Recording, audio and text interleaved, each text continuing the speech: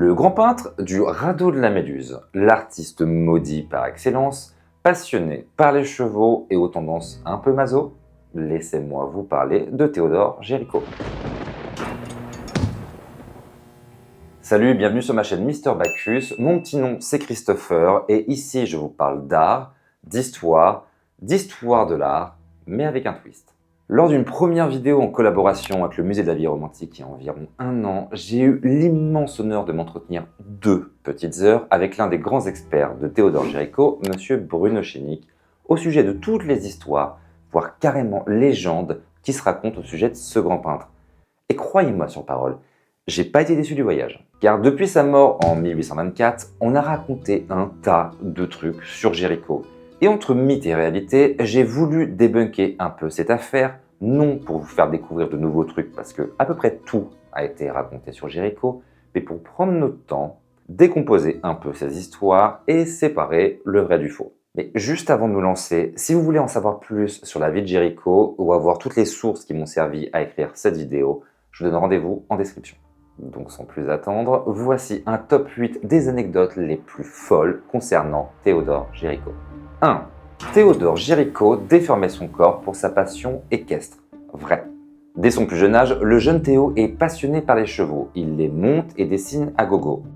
Ça, c'est très bien, mais d'une banalité absolue. Ce qu'il est un peu moins, c'est d'être tellement passionné par les jambes arquées des grands cavaliers qu'il dormait avec des dictionnaires entre ses jambes pour en augmenter leur courbure, allant jusqu'à se faire construire des jambières pour rentrer ses genoux. 2. Géricault s'est procuré des restes humains pour son radeau de la Méduse. Vrai. Mais alors oui, c'est vrai, mais un peu de contexte. Au 19e, il est courant, voire carrément recommandé, lors d'études artistiques poussées, de procéder à des études anatomiques de corps vivants ou refroidis. Ce qu'il était un peu moins, j'avoue, c'était de ramener le boulot à la maison. Sous-entendu, donner quelques pièces au médecin de l'hôpital Beaujon à Paris pour embarquer un bout de ci ou de ça à l'atelier et bosser tranquille. Mais ce qui est également surprenant, c'est que les études /œuvres, d'ailleurs aujourd'hui conservées dans des musées comme le musée des Beaux-Arts de Rouen, elles se retrouveront jamais dans le radeau de la Méduse. Ce qui sous-entend que, soit c'est des inspirations un peu pour les chromies, les couleurs de la peau, ou alors Géricault voulait comprendre la tragédie humaine qu'a représenté le radeau de la Méduse. Et pour celles et ceux qui ne voient pas de quelle tragédie je parle, je vous laisse googler cette charmante histoire. Ou encore mieux, je vous recommande très fortement un super documentaire que j'ai vu au moins 5 fois, qui s'appelle La véritable histoire du radeau de la Méduse, sorti chez Arte. Ou encore, vous pouvez acheter le journal de bord de Coréard et Savini, qui étaient 2 des survivants du radeau de la Méduse, qui raconte une grosse partie de cette histoire, et surtout qui ne met pas du tout en valeur l'histoire de la marine française. 3. Le véritable héros du radeau de la Méduse serait un homme noir. Vrai. Au 19e siècle, peindre des personnes de couleur, c'est de plus en plus courant, mais rarement pour les bonnes raisons. Propagande d'histoire, fascination colonialiste, objectification, la liste est franchement longue. Mais Géricault va créer un précédent avec son radeau de la Méduse, non seulement par le sujet traité, mais aussi en y dissimulant un petit easter egg. Je vous explique. Le radeau de la Méduse est composé de 3 triangles. 1, 2, 3. Selon les codes de la peinture d'histoire, le personnage qui se retrouve au sommet d'une composition pyramidale en est le protagoniste. Et Géricault le savait parfaitement. Et si l'on se rapproche un peu, on peut voir cet homme noir vu de dos, tenant un bout de tissu et annonçant la fin du calvaire. Le nom du modèle est Joseph et il était connu à l'époque comme acrobate et modèle de plusieurs artistes célèbres de l'époque. Mais ce qui est vraiment triste avec cette histoire, c'est que lors de la présentation de l'œuvre au salon de 1819, aucun critique ne relèvera la présence de ce héros anonyme. Car dans la France de l'époque, l'esclavagisme est rétabli et il est tout simplement impensable que le personnage principal ou le héros d'une toile soit un homme noir. Et il faudra attendre 23 ans, soit en 1842, pour que l'historien et critique Charles Blanc relève enfin la présence de ce personnage. Et par avance, je tiens à préciser que j'ai enlevé le N-word et changé quelques mots pour éviter la censure sur YouTube, mais si vous voulez retrouver le texte en intégral, il sera en description. C'est un homme noir qui est peint au sommet de la toile, s'épuisant à faire des signaux avec des lambeaux de draperie. Mais quoi, cet homme n'est plus à fond de cale? C'est lui qui sauvera l'équipage. N'admirez-vous pas comme ce grand malheur a tout à coup rétabli l'égalité parmi les hommes? C'est un pauvre esclave qui va délivrer tous ces hommes qui l'ont asservi et dédaigné, et cela se passe sur cette même côte de Sénégal où l'on va prendre ses frères pour les conduire en servitude. Noble idée que celle d'avoir ainsi renversé les rôles. Jéricho, lorsqu'il est mort, méditait une grande composition représentant la traite des Noirs, et ce n'est pas sans intention qu'il a placé l'un d'eux au sommet de son tableau.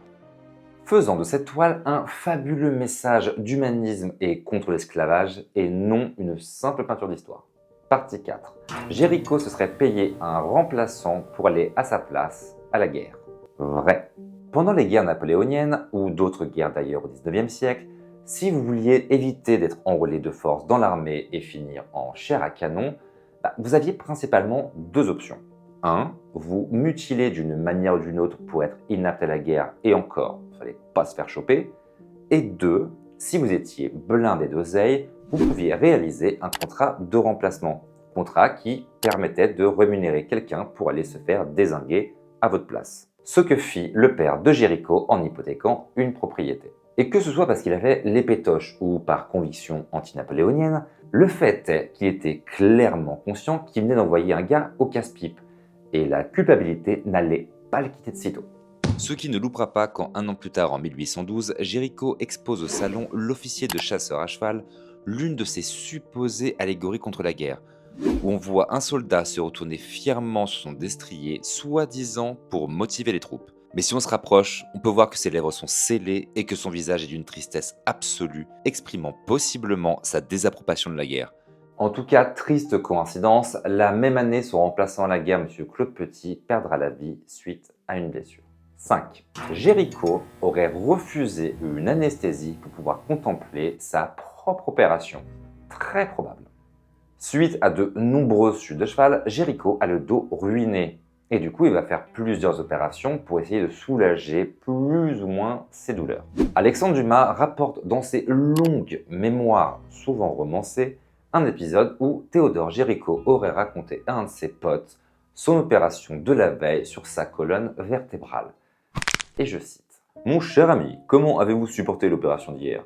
Oh, très bien, c'était très curieux. Ces bourreaux m'ont charcuté pendant 10 minutes. Alors oui, maintenant je fais aussi des voix. Petit budget. Vous avez dû souffrir horriblement ? Non, pas trop, je pensais à autre chose. À quoi pensiez-vous ? À un tableau. Comment cela ?